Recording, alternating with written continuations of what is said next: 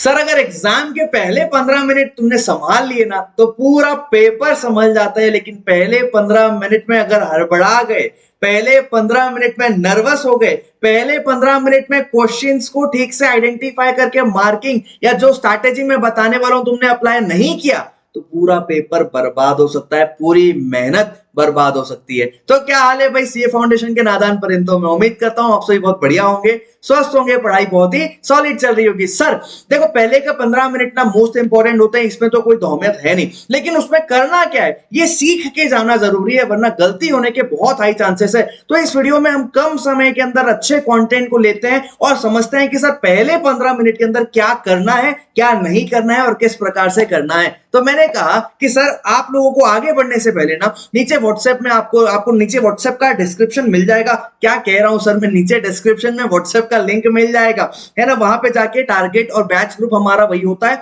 उसको ज्वाइन जरूर कर लेना। टेलीग्राम में क्वेश्चन बैंक और सारे रिसोर्सेज डले हुए, मेरा कॉम्पैक्ट, मेरा क्वेश्चन बैंक फुल्ली अपडेटेड सब डला है, जाके जरूर डाउनलोड करना और उसको सॉल्व करना स्टार्ट करो। सब्सक्राइब जरूर कर देना, तुम्हारा चैनल है, तुम्ही को आगे भी लेके जाना है। और भैया शेयर जरूर कर देना तुम्हारे सीए बडीज के साथ में। 301 लाइक टारगेट मैंने रखा है, तुमने अभी तक तो लाइक कर ही दिया होगा, मैं जानता हूं। देखो सर पहले मैंने कहा कि सबसे पहले ना तुमको क्या करना चाहिए, सारे पेपर में कभी भी देखो बिजनेस लॉ की स्पेशली बात करूं ना तो तुमको ना वो क्वेश्चन करने चाहिए जहां थ्योरीज ज्यादा है। क्यों सर थ्योरीज ज्यादा है? सर क्वेश्चन नंबर 4 का बी और सी थ्योरी है, 5 का बी और सी थ्योरी है, 6 का बी और सी थ्योरी होता है, मतलब 5 का बी और सी थ्योरी है। सर बेसिकली ना आपको ये क्वेश्चन रप्पा रप तुरंत 1 सेकंड लगता है पढ़ने में। डिफाइन करो प्रॉमिसरी नोट और बिल ऑफ एक्सचेंज में डिफरेंस क्या है, डिलीवरी के एसेंशियल्स क्या क्या है, पार्टनर के कैरेक्टर दोनों होते हैं, एजेंट भी प्रिंसिपल भी। अरे कितनी देर लगा पढ़ने में? थ्योरी क्वेश्चंस पहले पढ़ना, केस स्टडीज बाद में पढ़ना। क्या नहीं करना है, never start with question number 1।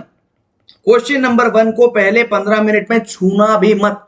क्या करना? छूना भी मत। क्यों सर? क्योंकि एनीवे वो आपके लिए कंपलसरी है, वो तो बनाना ही है। पहले 15 मिनट में हमारा टारगेट ये होना चाहिए कि जो ऑप्शनल है, मतलब क्वेश्चन नंबर 2 से लेकर क्वेश्चन नंबर 6 तक हमको भैया 5 में से 4 क्वेश्चंस करने हैं। तो कौन सा वो एक क्वेश्चन है जिसको हमको छोड़ना है? पहले 15 मिनट में सबसे पहले हमको यही डिसाइड करना है। और इसीलिए सबसे पहले क्वेश्चन नंबर 4, 5, 6 पढ़ो। उसमें सर केस स्टडीज भी आप साथ साथ पढ़ लो। आप थ्योरी पढ़ो पहले, बी और सी पहले पढ़ो, उसके बाद उसका केस स्टडी पढ़ लो। अच्छा सर उसके बाद ना आप चले जाना क्वेश्चन नंबर 2 और 3 की तरफ। स्क्रीनशॉट आखिरी में लेने दूंगा, पूरा पेपर पहले रिफिल होने दो। क्या कंटेंट है पहले समझते हैं। क्वेश्चन नंबर 2 और 3 उसके बाद करना। सर यहां रुक जाओ, क्वेश्चन नंबर 1 मत पढ़ना। सर 2 और 3 बाद में पढ़ना है, पहले 4, 5, 6 पढ़ना है, क्योंकि ये जल्दी हो जाएगा। ज्यादा थ्योरीज है इसमें केस स्टडी सिर्फ एक एक ही है। अच्छा सर यहां आपको डिसाइड करना है कौन सा वो क्वेश्चन है जो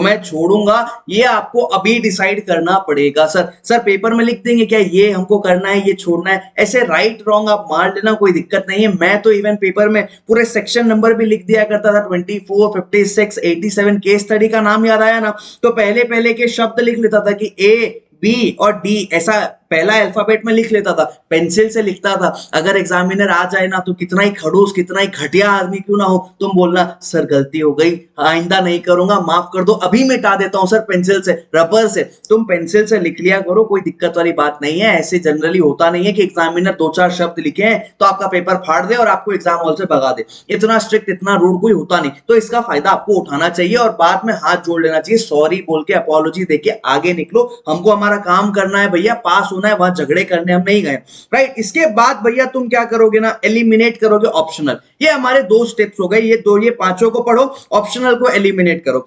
तुमको एक बात बताऊं, पढ़ने का तरीका समझना कि तुमको ना ओवरव्यू लेना है और लाइटर अंडरस्टैंडिंग रखनी है। तुम पूरा घुस मत जाना क्वेश्चन के अंदर कि पूरा अरे राम ने राजू को इतना दिया, राजू ने श्याम को ऐसा दिया, श्याम ने प्रिया को दिया, ऐसा घुस मत जाना पूरा डिटेल में। क्योंकि जब तुम एनीवे क्वेश्चन सॉल्व करने जाओगे तुमको दोबारा सारी चीज दोबारा पढ़नी पड़ेगी ही पड़ेगी। तो पहली अंडरस्टैंडिंग में हमको सिर्फ समझना है कि क्वेश्चन कौन से यूनिट से आया है, कौन से कॉन्सेप्ट से आया है, कि बेलमेंट से आया है क्या, ओहो ये एजेंसी का सवाल है क्या, सब एजेंट वर्सेस सब्स्टिट्यूटेड एजेंट का सवाल है क्या, ओहो। हमको लाइटर अंडरस्टैंडिंग लेके डिसाइड करना है कि कौन सा क्वेश्चन छोड़ना है। अगर तुमने ये पहले 15 मिनट में डिसाइड नहीं किया और बाद में में तुम लिखते चले गए तो तुमको प्रॉब्लम ये आएगी कि बाद में होगा ये क्वेश्चन नंबर 3 तुमने बना दिया, आखिरी में लगेगा अरे 3 तो बनाने नहीं था, 3 से ज्यादा अच्छा तो मेरे को 6 आता था, अब 6 छोड़ना पड़ेगा क्योंकि टाइम नहीं है, तो पहले एलिमिनेट उसके बाद आगे। सर इतना होने के बाद ना आपको क्वेश्चन नंबर 1 की तरफ बढ़ना चाहिए, पहले 15 मिनट में ही आपको क्वेश्चन नंबर 1 का भी ओवरव्यू और लाइटर अंडरस्टैंडिंग लेना ही पड़ेगा। इतना करने के बाद भैया आपको डिसाइड करना है कौन सा वो सवाल रहेगा, डिसाइड करना है सीक्वेंस की कौन सा सवाल है जिसमें मैं मोस्ट कॉन्फिडेंट हूं और जो मेरे को पास करवाने में सबसे ज्यादा हेल्प करेगा।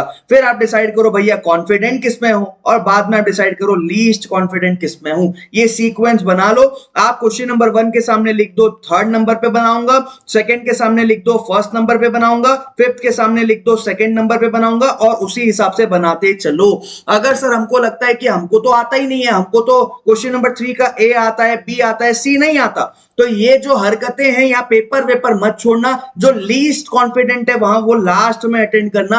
आप पेपर चाहे ए बी सी एक साथ बनाओ एग्जामिनर के लिए या 3 का ए पहले बनाओ 4 का बी उसके बाद बनाओ, ये भैया आप अपनी मर्जी से डिसाइड कर सकते हो। रिकमेंडेशन ये होता है कि जब भी कोई क्वेश्चन अटेंड करो तीनों एक साथ कर लो, एग्जामिनर ज्यादा परेशान हो ना। लेकिन तुम लोग तो नादान परिंदे हो, तुम लोग को लगता है कि एग्जामिनर भगवान है, इसको तकलीफ आनी नहीं चाहिए। भले ही मैं पेपर में ना ये जो है ना ए आता हो बी और सी नहीं आता हो तब भी मैं बी और सी पहले ही बना दूंगा, क्योंकि उसको तकलीफ नहीं आनी चाहिए पन्ने पर लिखने में कि मैं 3 का ए पहले बना रहा हूं, 5 का सी बाद में बना रहा हूं, 4 का बी बाद में बना रहा हूं। बेचारा पहले 3 का ए देखेगा, फिर तुरंत 5 के सी में जाएगा, फिर 4 के बी में जाएगा। तुम लोग ये तकलीफ उसको नहीं देने के चक्कर में अपना पेपर खराब करके आते हो। मैंने बोला ना मोस्ट कॉन्फिडेंट पहले है, रिकमेंडेशन है ए बी सी साथ में बनाओ, नहीं बना पा रहे अब बीट्स में शिफ्ट कर जाओ, कोई प्रॉब्लम नहीं है, नए नए पेजेस में नया नया बीट्स बना लेना, बस एग्जामिनर को तकलीफ होने दो। बट हमको तो मोस्ट कॉन्फिडेंट ही पहले बनाना है। द रीजन भी